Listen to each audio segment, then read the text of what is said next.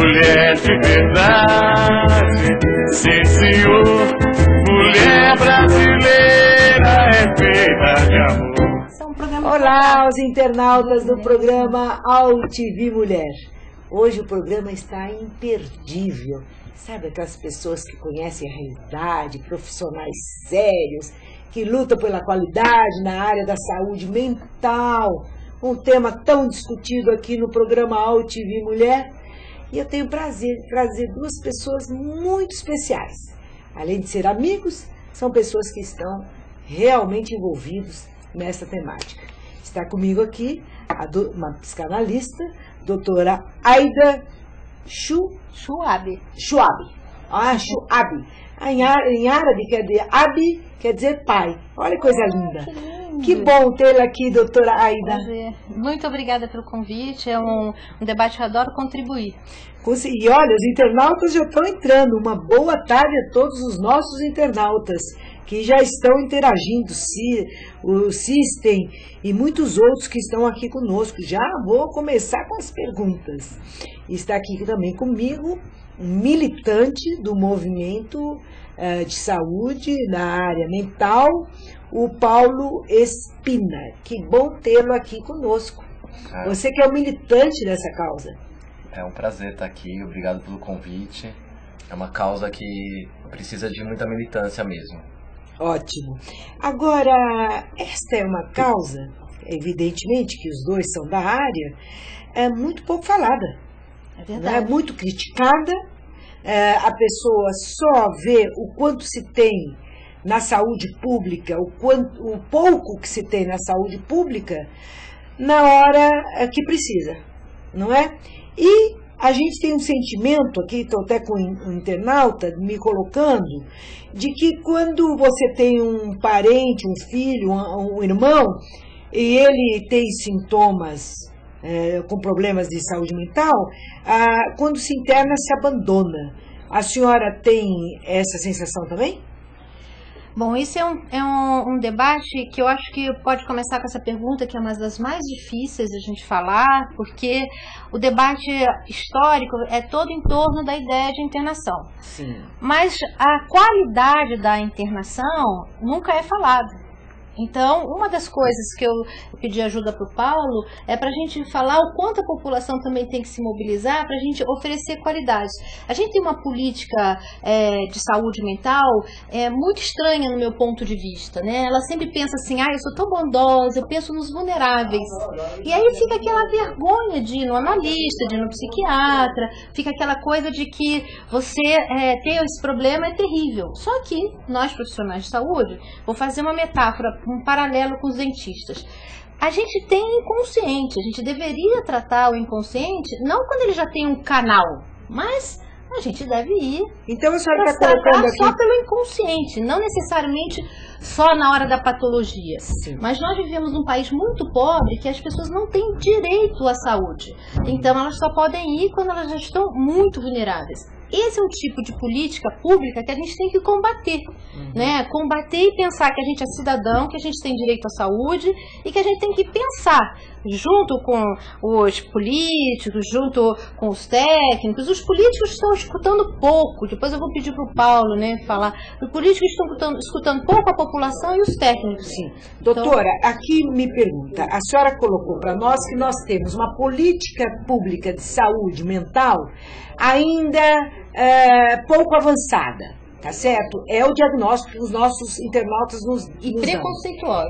E que o usuário, aquele que precisa, tem preconceito em buscar ajuda, porque ele logo será associado, entre aspas... Eu gostaria de fazer uma correção. Eu Pois não sei se é o usuário, mas a forma com que a gente oferece a saúde mental para a pessoa que precisa de um atendimento de saúde, porque às vezes ela não precisa de um tratamento, às vezes ela precisa. Então a gente não pode fazer essa discriminação. Então uma política pública, ela deveria ser oferecida aos cidadãos. Não só quando eles têm patologia. Aqui no Brasil está acontecendo que a gente faz essas políticas precárias, ruins, que a pessoa tem que exagerar o seu sofrimento para atender. Nós temos que mudar isso. Sim, na área de saúde mental está terrível. Aqui nos perguntam que a pessoa que está com um problema enfim, eu não vou citar os problemas, ela tem dificuldade de se medicar. Ela tem preconceito em relação aos medicamentos que se diz da área da psiquiatria. Isso, mas eu vou dizer o seguinte, antes de ter preconceito, de onde vem essa origem? A gente só pode falar de preconceito depois que a gente oferece. Né? Então as pessoas dizem assim, eu prefiro ir no psicólogo do que no psicanalista, psicólogo é mais fácil e tal.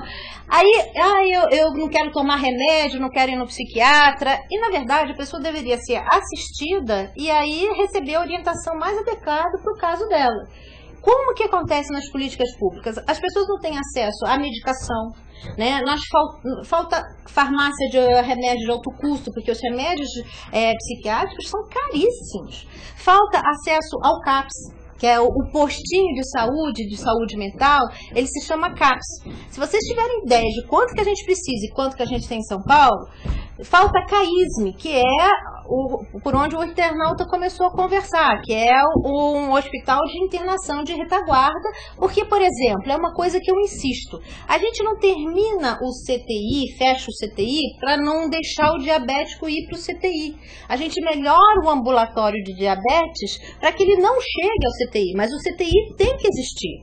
Então, por exemplo, o CAPS, a gente tem que melhorar o atendimento, oferecer medicação, tratamento, profissionais e também tem que ter a retaguarda de internação. A gente não tem nada disso. Sim, mas uma mãe, boa ocasião, que o Paulo vai conversar conosco, doutora. É. Agora, uma mãe que está aqui conosco, que sente que um filho um dia tem um comportamento, outro dia tem outro comportamento, que esse comportamento oscila, ela protela muito a busca de ajuda. Isso é verdade? É o que os nossos internautas estão... Ela protela... Porque ela tem medo dele ser medicalizado. Entende? Ela tem medo que você introduza o medicamento. É isso que ela está dizendo. Por quê? Porque ela acha que vai criar dependência. É isso? É esse o sentimento? Na verdade, por favor. A saúde mental, no Brasil principalmente, ela tem um histórico de exclusão. Um histórico de exclusão de muitos anos. As pessoas que tinham algum problema de sofrimento psíquico eram excluídas da sociedade. Então esse preconceito, o medo é disso, então. Então esse preconceito é histórico. E hoje, apesar de a gente ter políticas avançadas, né, tem a Lei Paulo Delgado, que trouxe toda a reforma psiquiátrica, né, ainda assim a sociedade exclui. Né, a sociedade ainda não recebe a pessoa com algum sofrimento psíquico como um cidadão possível de trabalhar, possível de ter arte, possível de ter esporte na sociedade. Ele ainda é muito excluído quando ele já apresenta algum sintoma. Então as pessoas já têm qualquer receio de taxar o filho de um maluco, alguma coisa assim. Exatamente. Ela está dizendo isso aqui conosco. E a questão é que no Brasil você não tem financiamento das políticas de saúde e muito menos das políticas de saúde mental. Então a gente deveria ter atendimento, né, desde a atenção básica, né, profissionais que pudessem conversar com essa mãe, que pudessem orientar, não, nesse tipo de situação, nesse tipo de caso que ele está apresentando, é melhor ela ir por aqui, mas não se tem.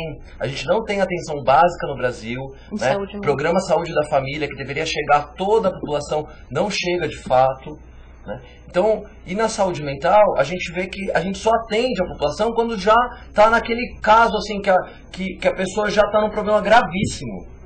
Mas aí entra exatamente essa questão. Mas aí, doutora, eu quero dizer o seguinte, que a nossa internauta está dizendo o seguinte, que ela chegou do trabalho, ela ia almoçar, mas não vai almoçar porque o programa está excelente. Que bom, obrigada por tê-la aqui. Então, eu queria dizer também que esse preconceito é induzido pela política atual de saúde, porque ao você oferecer alguma coisa meia boca, tudo enrolado, tudo confuso, com filas enormes, que você expõe seu familiar e tal, aí você começa o tratamento, não entrega um remédio, você tem que enfrentar 6 horas de fila. Você imagina uma mãe com uma criança autista tendo que caminhar postos e mais postos com a criança em surto, ou uma mãe de criança psicótica, ela entrar num ônibus sem estrutura, as pessoas ainda não são treinadas para isso.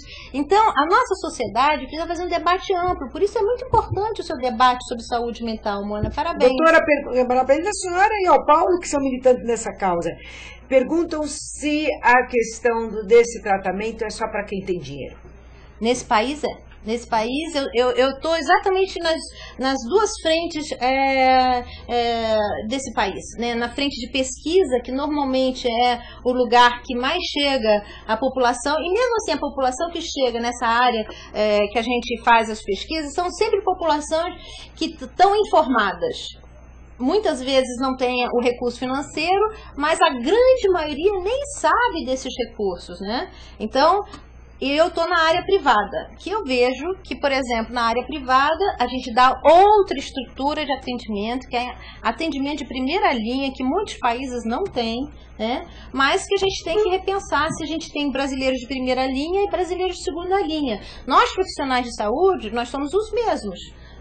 A gente adora atender. Onde botar a gente para atender, se você quiser, a gente faz uma fila aqui, mas acontece que nós temos que ter políticas públicas de saúde, né? A gente não pode mais ter esse país que meia dúzia tem direito a um tratamento e a população inteira não tem. Bem, o Paulo... setor público, só comentando, o setor público tem alguns serviços muito bons, né? Tem alguns CAPs que funcionam de uma forma muito boa, né? O CAISME, eu trabalho num CAISME, né? Sou professor de educação física num CAISME, que a gente faz a inserção. O que é o CAISME? Porque tem pessoas de outra parte do planeta que estão conectados conosco e perguntam o que é CAISME. CAISME, aqui ele existe em alguns locais do Brasil, aqui em São Paulo chama Centro de Atenção Integrada em Saúde Mental.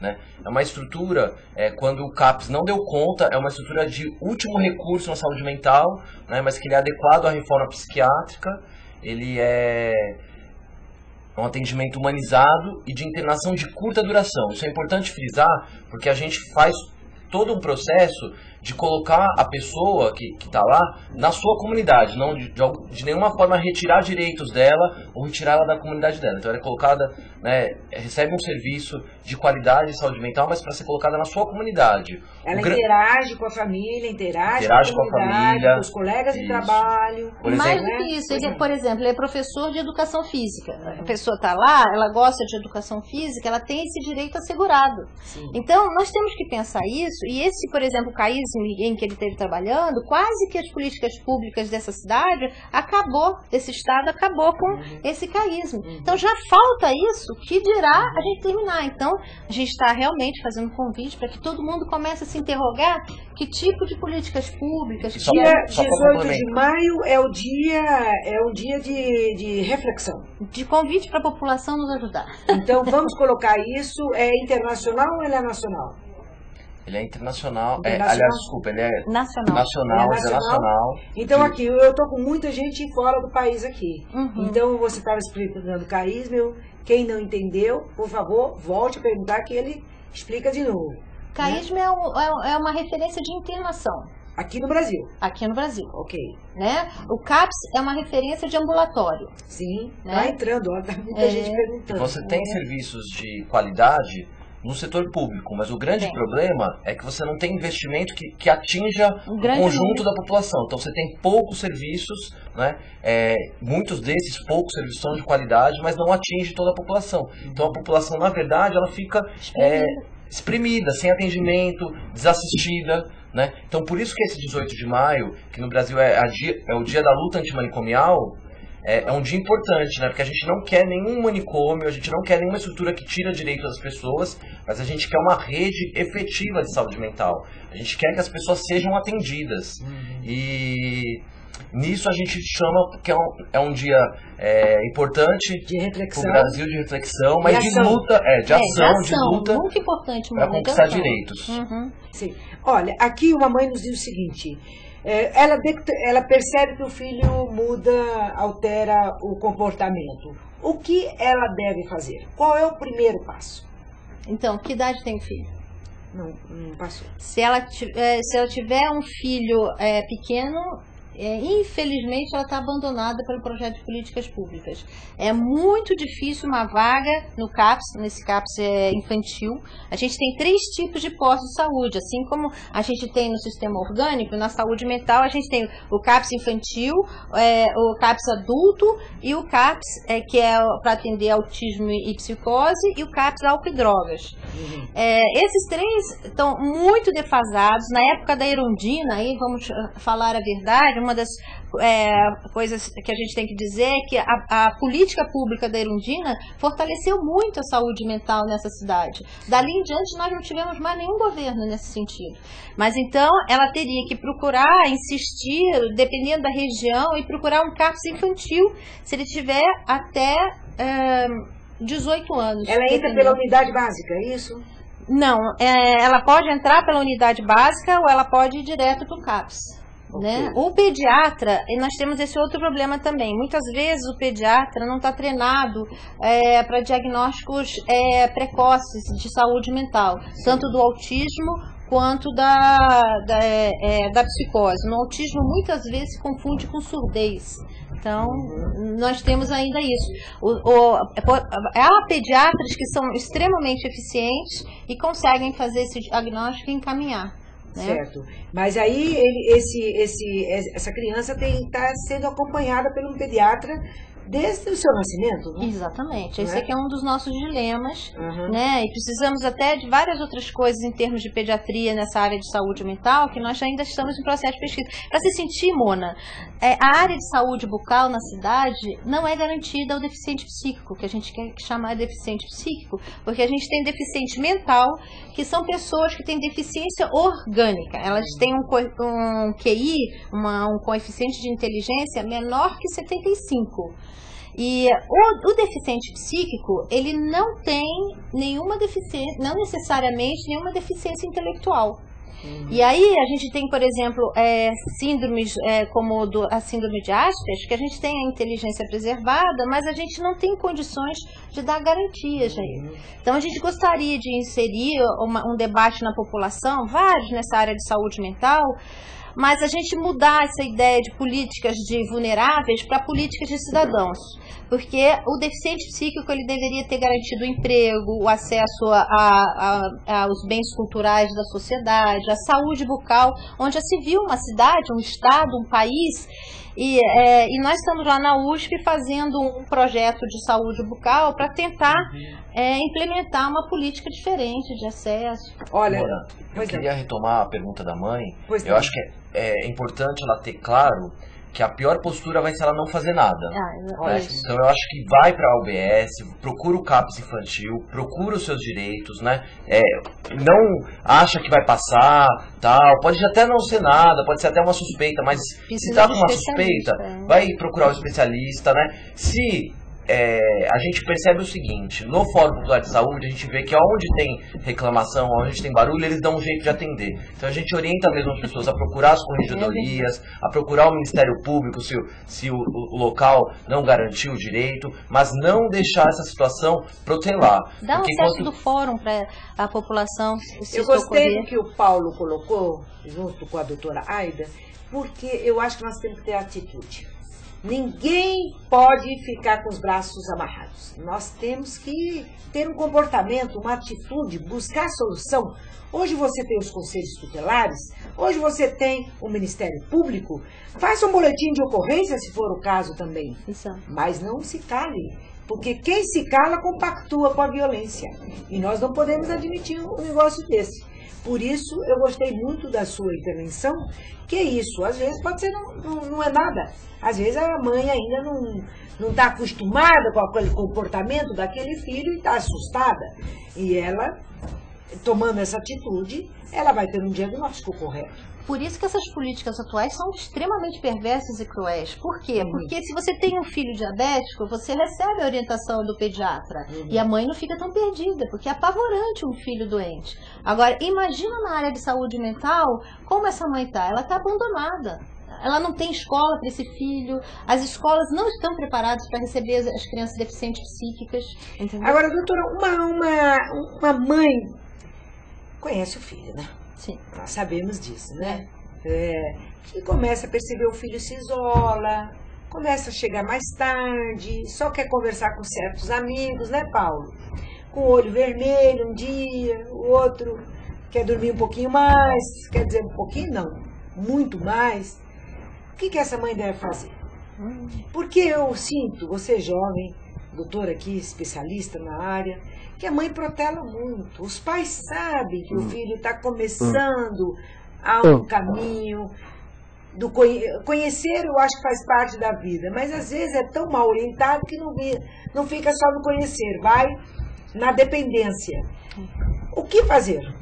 Na saúde mental, acho que tem uma fronteira que não dá pra gente patologizar tudo. Né? Acho que se as mães têm alguma desconfiança, tem que realmente procurar os profissionais adequados, né? Os profissionais da saúde mental, os profissionais da atenção básica, mas tem alguns comportamentos que às vezes a gente acha que está estranho e tal, e é outro problema, como a doutora Aida colocou, né? Às vezes é um outro caso clínico. Não, né? A mãe aqui estava falando abertamente que é dependência química. Então, eu tenho uma outra questão. Ela não vai saber como lidar com isso sem o assessoramento de um especialista.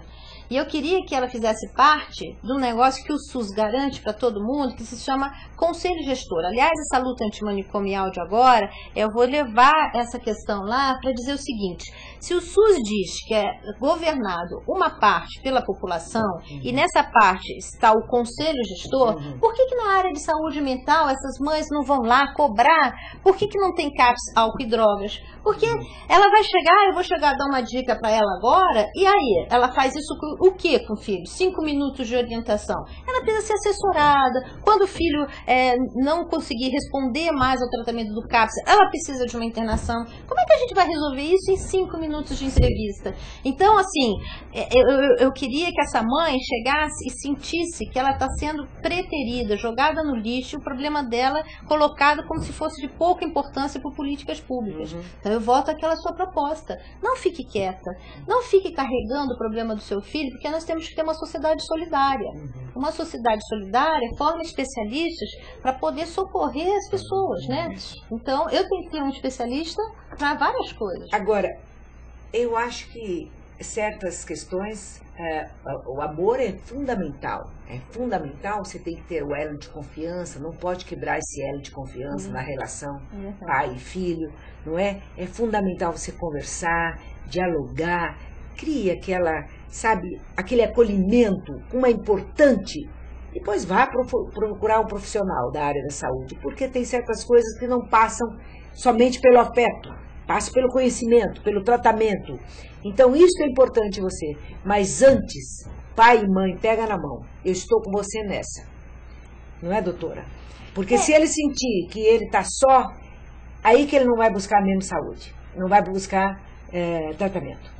Eu não sei, Mona, eu acho que eu gosto de cobrar pai e mãe, mas assim, eu gosto que eles deem retaguarda, mas assim, vamos ver a realidade, né? Como é que a gente vai pedir para um pai e mãe dar retaguarda para os filhos, se a sociedade não dá retaguarda para eles, né? Sim, então, lógico. A gente está falando de uma escala, é verdade que essa escala básica de pai e filho... Mas quem ama, cuida, né? Mas então como é que ele vai cuidar se ele não tem o político oferecendo políticas públicas? Sim, tudo bem. Naquele momento, eu estou dizendo, antes dele buscar ajuda profissional. Eu acho que tem que ir mais consolidado. Às vezes a gente cobra de pai e mãe que ele seja professor, que ele seja analista, que ele seja, né? Não dá, né? Eu, por exemplo, eu sempre brinco, eu sou péssima em educação física. Então, eu preciso me conscientizar que eu sou péssima em educação física e preciso de um professor de educação física. Entendeu? Então, assim, não há demérito nenhum na família precisar de políticas públicas nessa área de saúde mental. Você sente que os profissionais já estão imunes de preconceitos? Quando esses jovens aqui, como ele está dizendo aqui, que vai buscar, que ele entrou já, ele começou com álcool, depois ele foi para outras drogas, hoje é um dependente, quando ele chega num tratamento, esses profissionais estão livres de preconceito ou ainda eles entram na questão de julgamento e outras coisas mais? Olha, os profissionais, eles acabam refletindo um pouco a postura da sociedade. Tem profissionais muito bons, que dão tratamento, né, adequado, não julgando, não criminalizando, não sem preconceito, mas não dá para falar. Tem também profissionais que perpassam essa questão que está na sociedade. Né? Acho que a gente tem que cobrar cada vez mais o aprimoramento, cada vez mais que essa questão da dependência química seja tratada como um problema de saúde pública, não como um problema de polícia.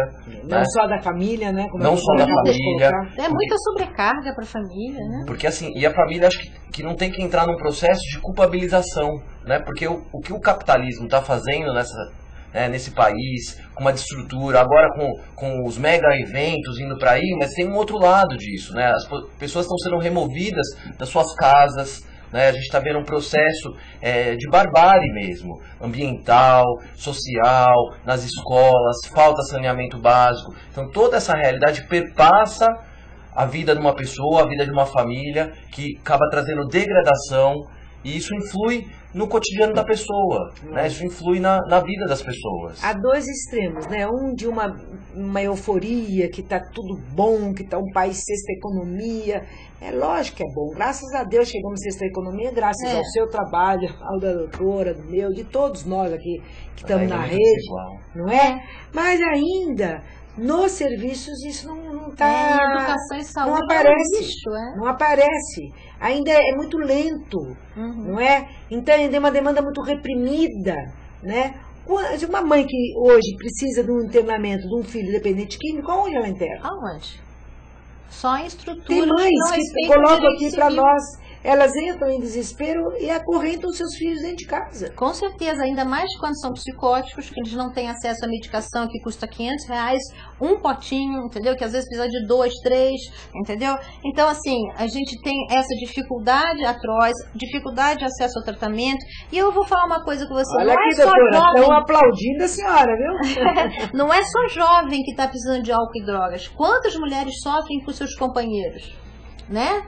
Quantas mulheres têm porta de entrada da violência doméstica? Então, quantos maridos alcoólatras aí estão sofrendo com esse desemprego, com essa desestruturação, né? E aí ele poderia receber, e a gente tem que ter uma sociedade solidária, a gente não tem que padronizar, achar que ninguém pode ficar drogado. Tem um momento que a gente fragiliza. E se a gente não tem uma sociedade que acolhe, que oferece soluções, mas a gente oferece cacetete, joga em cima os cachorros, entendeu? E a polícia, eu acho que até a polícia já está sem paciência para atender o número de psicóticos que há na sociedade.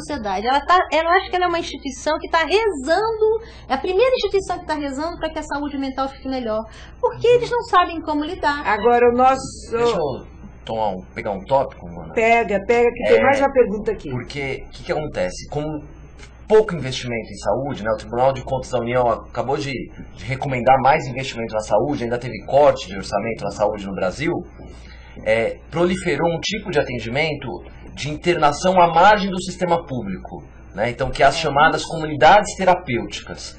Essas comunidades terapêuticas que existem no Brasil inteiro, algumas poucas, a gente até pode falar que são boas, mas a grande maioria são ligadas são ligadas com comunidades religiosas, que às vezes quer fazer um bom trabalho, mas não é um trabalho profissional. Às vezes beira uma coisa de obrigar a pessoa a trabalhar. Sem salário. Sem salário. E agora o governo quer validar como está querendo um caminho mais fácil, está querendo validar essas experiências por dentro do SUS. Que todos os Fórum Popular de Saúde, a Frente Nacional contra a Privatização, os conselhos de psicologia, de outras áreas, estão contra, porque estão vendo que é um caminho mais fácil, né? Para tentar implementar a política pública, mas não é o caminho melhor para a população. Não, e eu vou contar para vocês, a última vez que a gente fez esse negócio, o trabalho salva, a gente criou o campo de Auschwitz. Então a gente tem que se responsabilizar por políticas públicas que a gente está colocando nesse país. Eu tenho vergonha. Eu acho que um padre, um pastor, eles estão oferecendo uma saída, porque os políticos não oferecem. Então, população, por favor, ajude nós técnicos. Eu conheço vários alunos meus que se a prefeitura chegasse, fizesse um concurso, se o Estado fizesse um concurso, eu conheço vários analistas que entrariam no sistema público. E tem mais uma coisa, tem que se criar residência, não só de psiquiatria, mas das outras áreas, na área de saúde mental, porque também o que está acontecendo atualmente é o que eu chamo formação pirilampo. Acende, apaga, acende, apaga. Então depende. Professores empenhados como eu, de ensinar psicanálise francesa, vai lá, ensina, faz uma leve. Eu morri e acabou. Então não tem qualidade. Então se a gente criar uma estrutura paralela à estrutura de atendimento, uma estrutura de formação, isso dá continuidade, gente. Vamos acreditar em educação nesse país.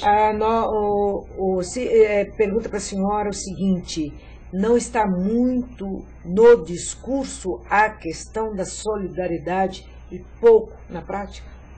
Com certeza, por isso eu convoco todo mundo para o ato no dia 18, eu convoco para que todo mundo participe na Câmara lá dos Vereadores, na Câmara dos Deputados, na Assembleia...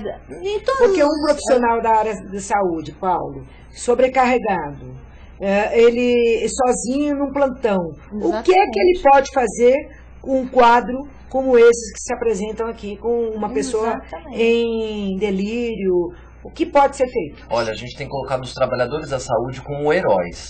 Ok, isso porque, eu acho muito bom você falar isso. Porque eles trabalham numa pressão tremenda, com vínculos precários. A gente vinha falando aqui do Vale Coxinha, né? Que eles, aqui no estado de São Paulo, recebe-se R$4 de vale-refeição.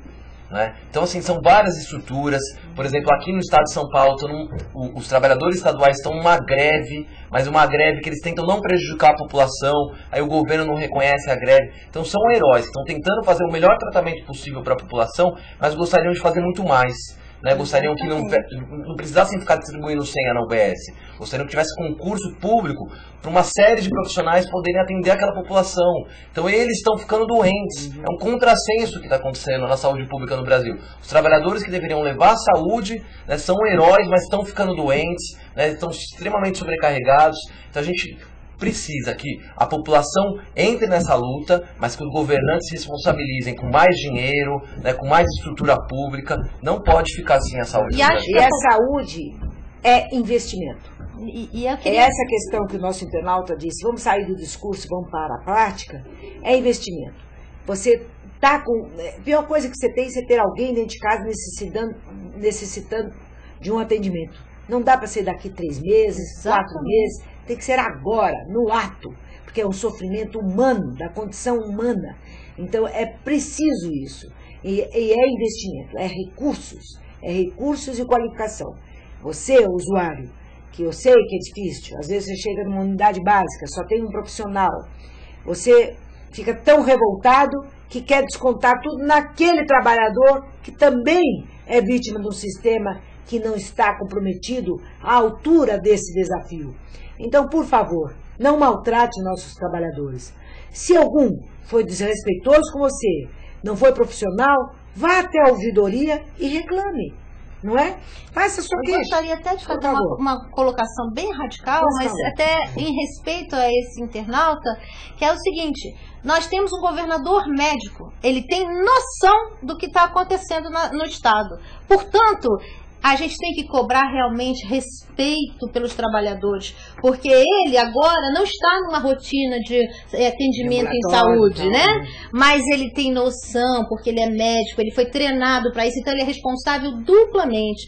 Eu gostaria que a população realmente levasse a sua indignação, porque é uma vergonha. Talvez em outros estados as coisas pudessem ser ruins, difíceis, mas aqui em São Paulo nós temos verbas para investimento, nós somos o estado mais rico e nós não temos investimento. Agora, e doutora, temos a orientação de um médico. Eu estou acelerando um pouco, porque entrou muita gente, eu não estou conseguindo fazer as perguntas. Me desculpe, meus internautas, eu vou pedir para que tanto o Paulo como a dona Aida possa voltar outro dia para dialogar com vocês, porque a pergunta aqui, por exemplo, o que fazer?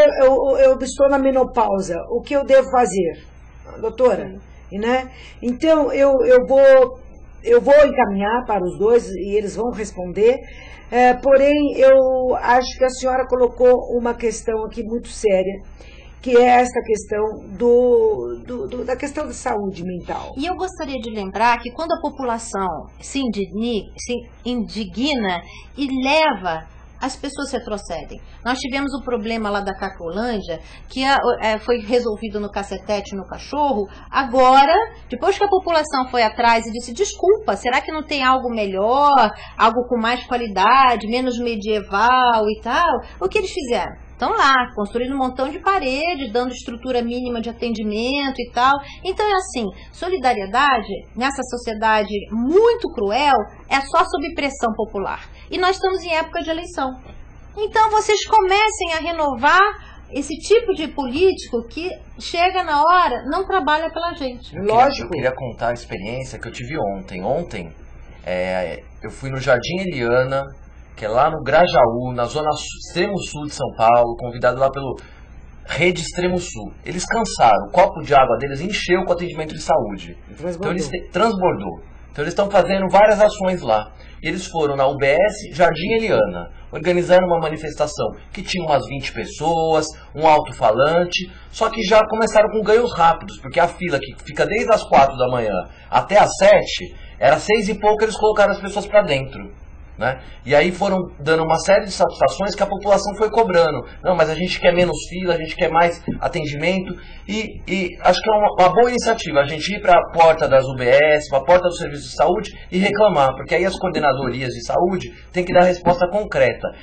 Recomendo Rede Extremo Sul. Procura na internet, tem um vídeo lá com os depoimentos das pessoas. A população começou a se indignar. O que era 20 virou mais pessoas ainda. É muito interessante de assistir esse vídeo. Agora, isso não adianta eu em casa ficar triste, você em casa ficar aborrecido. Não, é importante essa união.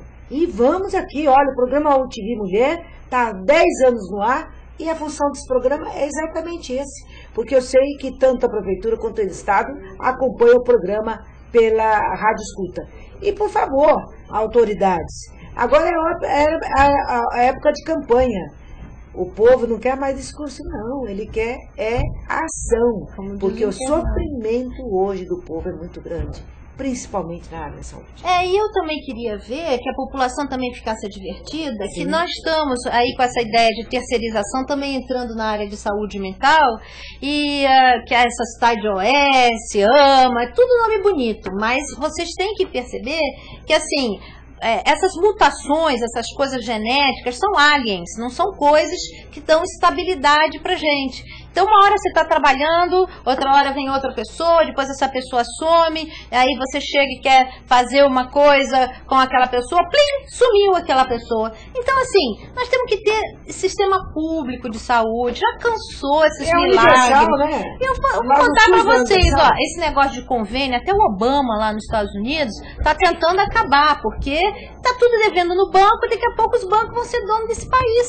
E nós não vamos ter saúde, né? É que o SUS hoje no Brasil, ele sofre 2 ataques. Um ataque é esse que a gente falou bastante, que é pouco dinheiro, pouco recurso. O outro ataque é as políticas de privatização. Milagreiras. Né? Então, aqui em São Paulo, e já tomou conta do Brasil, a tal das OS, né? Que elas são ditas organizações sociais sem fins lucrativos, mas que elas estão ligadas com grandes conglomerados hospitalares, que estão interessados em fazer lucro com o dinheiro público, o dinheiro dos nossos impostos, com lucro, com sofrimento e com a saúde das pessoas. Então aqui em São Paulo, que é o laboratório dessas privatizações, que elas começam no governo PSDB, aqui a gente vê que a saúde não melhorou com essas políticas. A gente tem fatos concretos que mostram que não melhorou, que não tem controle social, que facilita, né, apurado pelo Tribunal de Contas aqui do município, a desvio de verbas, né? E temos casos da saúde mental que são absurdos, assim, acho que o internauta, o telespectador não vai acreditar. A gente tem um caso aqui no primeiro CAPS do Brasil, de uma paciente que foi expulsa de um CAPS por comportamento inadequado. Né? Dá pra entender, o que não dá para entender na saúde mental, porque o que se espera é comportamento inadequado. Paulo, vai um pouco devagar aí, porque tem muita gente fora, que não vai entender um pouco uma pessoa expulsa do onde tem que estar recebendo, incluindo, né? Então, vamos fazer essa discussão outro dia, porque lamentavelmente acabou a nossa hora. Nossa, passou né? muito rápido. E muitos internautas, me perdoem, eu sei que vocês querem, mas as principais perguntas nós já colocamos e eles já colocaram aí para nós. Essa experiência do dia a dia do Paulo ele vai voltar aqui com a Ida e vão falar. Porque ninguém dá uma interrogação enorme. Como é isso? Como que alguém é expulsa de um serviço de atendimento à saúde mental? A gente pode até convidar essa. Pode convidar até. Né? E uma das coisas bem bacanas para a gente pensar se a deficiência psíquica a gente tem que incluir nessa ideia de vulneráveis ou se são cidadãos que têm essa característica de deficiência, que depois a gente pode até explicar melhor o que é. Então, dia 18 de maio, dia da luta pela qualidade de saúde mental. Essa coisa de antimanicomial foi nos anos 70, eu fiz participação dessa luta também, mas agora é dia de avanços na área de saúde mental. É mais serviços, é mais qualidade, e a população é mais respeito, na rua pedindo isso. Né? É mais garantia de direitos, né? Exato. Você tem que chegar num atendimento, ser acolhido, respeitado na sua dignidade e na sua cidadania plena. Sempre é esse que é um país democrático pleno. Paulo, obrigada pela sua participação e pela sua garra, por esse exemplo de jovem que você é, numa luta com tanta invisibilidade como essa, que é da saúde mental. Queria deixar só para as pessoas o site do Fórum Popular de Saúde, é www.forumpopulardesaude.com.br. Chamar para o ato na Avenida Paulista no dia 18 de maio, a 1h no MASP, quem estiver aqui em São Paulo. Quem quiser saber mais aí dessa luta diária, eu tenho um blog, chama Blog Paulo Espina, só procurar aí que... Que horas no MASP? 1h. Às 13 horas. Ok, estaremos lá, eu vou estar acompanhando. Vamos lá, vamos torcer aí, porque nós queremos uma sociedade mais justa. Doutora Aida, que bom tê-la aqui. Mais uma... eu acho que é a primeira vez que a senhora vem no programa. Olha, eu convido a senhora há muito tempo, hein? Mas não vai faltar mais oportunidade. Vou retomar esse compromisso. E muito obrigada por esse espaço. E eu realmente concordo com o internauta de que nós temos solidariedade na prática. Nós, profissionais de saúde, estamos muito cansados de não contar com essa solidariedade e de políticas reais de atendimento à população. A gente fica muito triste. A gente está trabalhando sobre assédio moral. Vamos discutir isso numa outra pauta, com certeza. E para você, internauta, um bom fim de semana. Obrigada pela sua participação aqui nesse programa. Disse para vocês que era imperdível. A página está até pulando. E eu quero desejar a todas as mães do Brasil um feliz Dia das Mães. Para mim, Dia das Mães é todo dia. Não é? É aquele dia do afeto, do carinho, do respeito. Tomara que tenham mães mais acolhidas pela sociedade mesmo, com certeza, né? Que não se sintam tão abandonadas, não né? só presente de shopping, mas acolhidas nos seus problemas, nos seus filhos, né? Respeitadas, né? E façam muito piquenique com seus filhos. E um feliz Dia das Mães e até o próximo programa, ao TV Mulher. Obrigada a todos. Mulher de verdade, sim senhor, mulher brasileira é feita de amor.